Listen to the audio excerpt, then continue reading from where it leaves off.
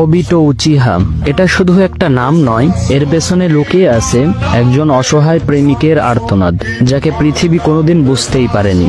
মানুষ তাকে চেনে একজন মুখোশ পরা ছায়া হিসাবে।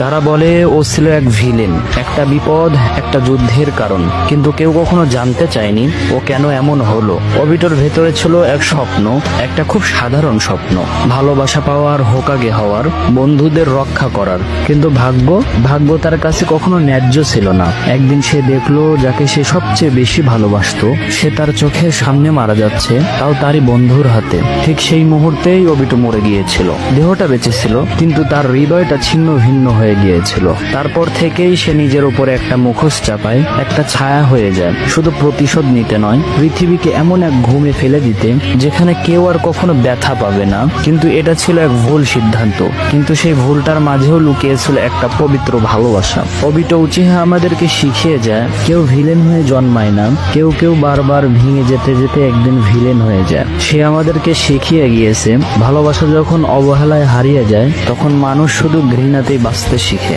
সে আমাদেরকে দেখিয়ে গিয়েছে একটা মানুষ যখন নিজের প্রিয়জনের মৃত্যু নিজের চোখের সামনে দেখে তখন তার চোখ বাঁচে, কিন্তু হৃদয়টা আর জাগে না। ওবিটো উচিহা আমাদেরকে শিখিয়ে গিয়েছে কখনো কখনো একজন নীরব যোদ্ধার যুদ্ধ থাকে নিজের ভেতরের ভাঙা সত্তার সঙ্গে। সে